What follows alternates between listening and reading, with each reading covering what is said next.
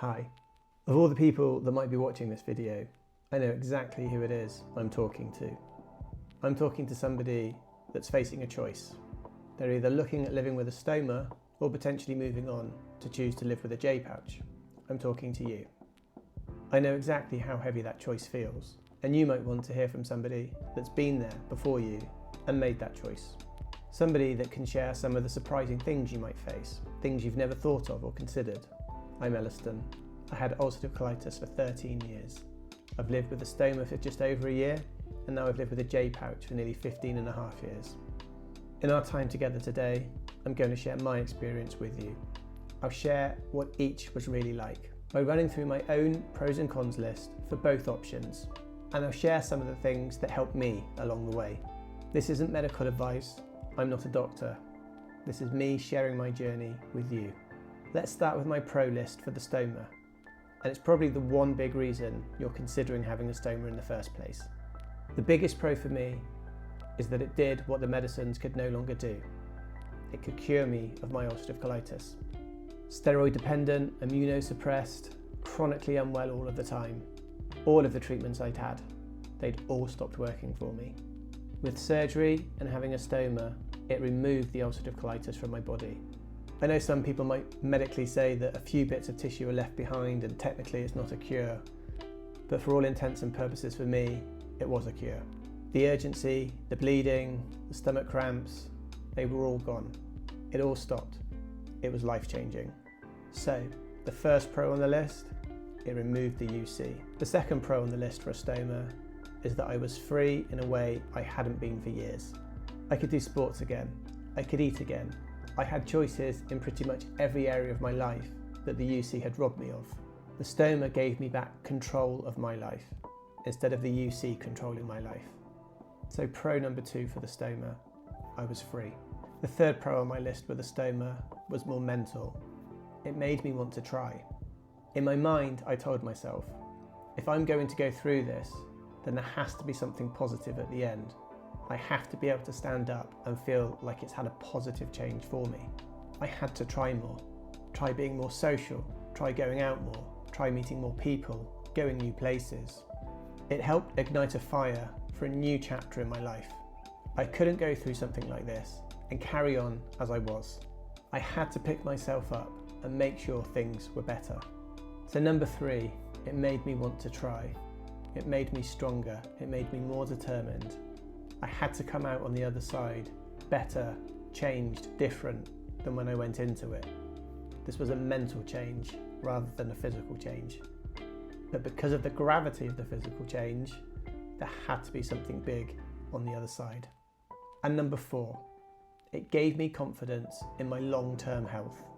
Instead of worrying about the risks of living with UC, I was finally free to live a life that wasn't defined by UC or wasn't held back by UC.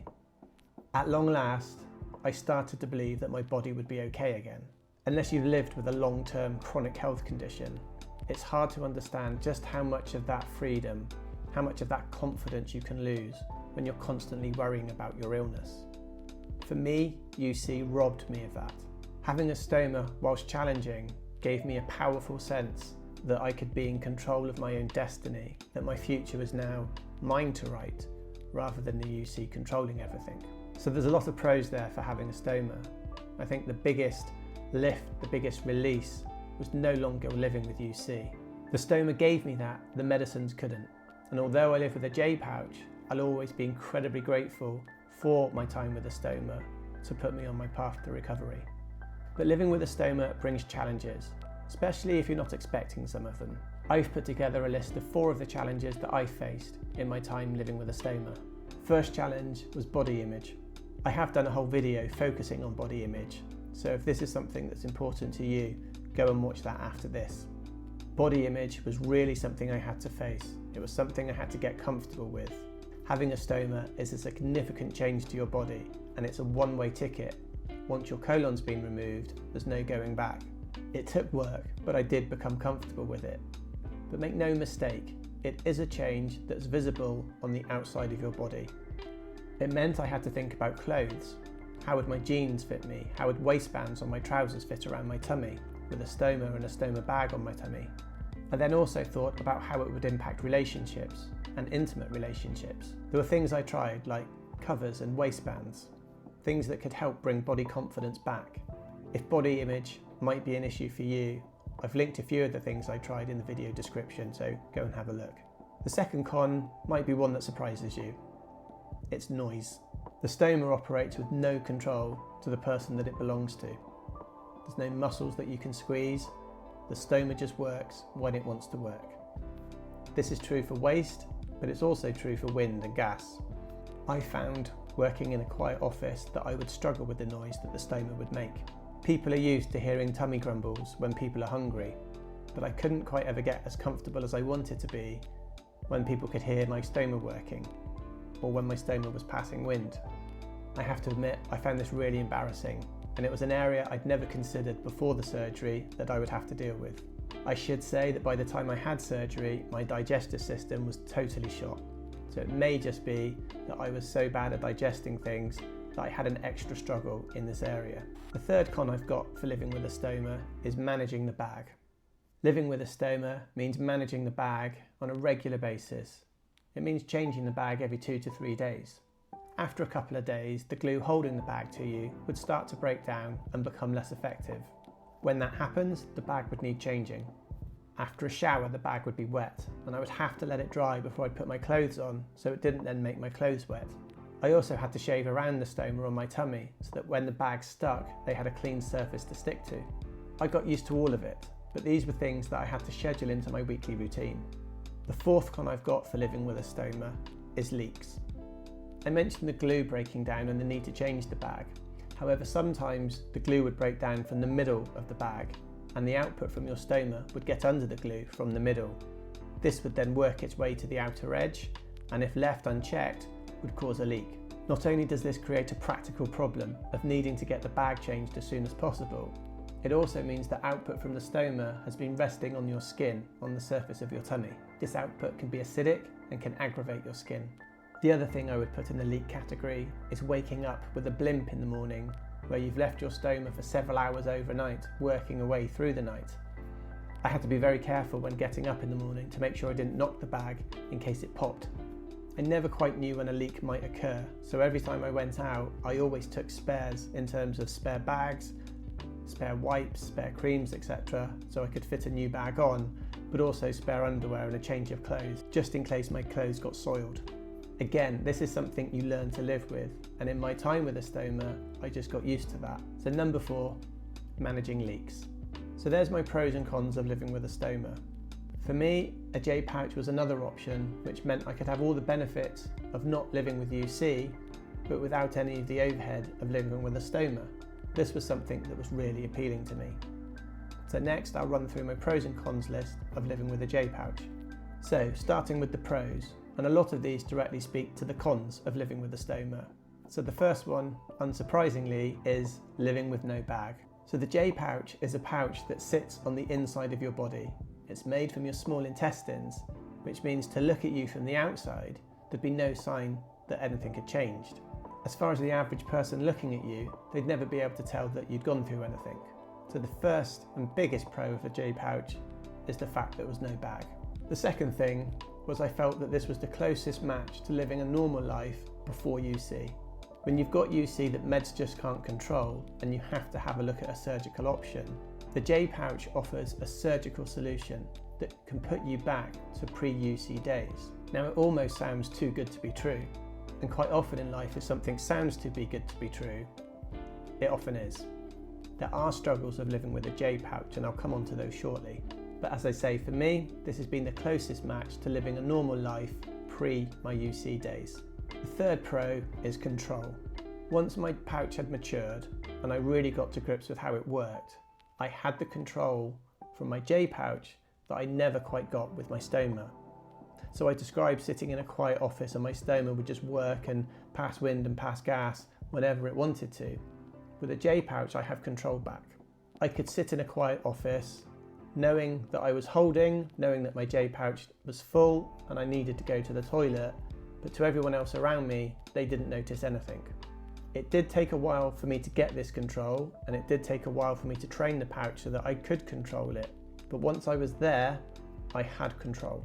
And pro number 4 is general confidence. Whether that be body confidence, social confidence, work confidence, or just general confidence in life. I got a lot of confidence back with a stoma, but having a J pouch took that confidence and elevated it another level. I think the total value of all of the pros combined gave me a real boost. It was a boost in my mind and it was a boost in self-belief, something that the UC had robbed me of.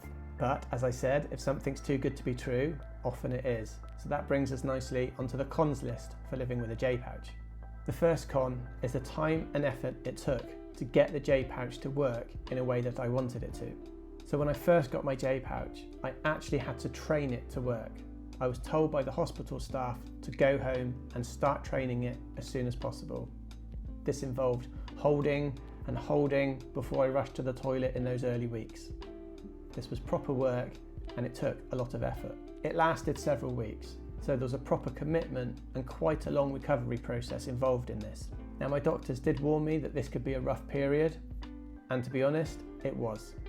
It was a rough period not only physically, but doubt started to creep in my mind as to whether or not the J pouch would actually work in the long run. In those early days, there was a lot of crossover in how my life with UC used to be, and it took a lot of courage to put that to one side and persevere through.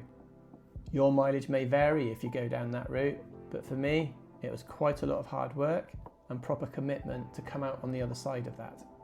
Con number 2 is support. Now, my pouch functions really well, but I have to be proactive in how I manage my pouch to get it to function well. I drink Metamucil after every lunch and every evening meal.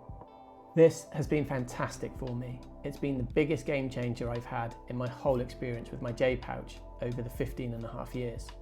I also take the loperamide, and that helps slow my whole gut down. So if I'm ever eating out or eating out in the evening, I always need to make sure I've got the loperamide with me and some Metamucil.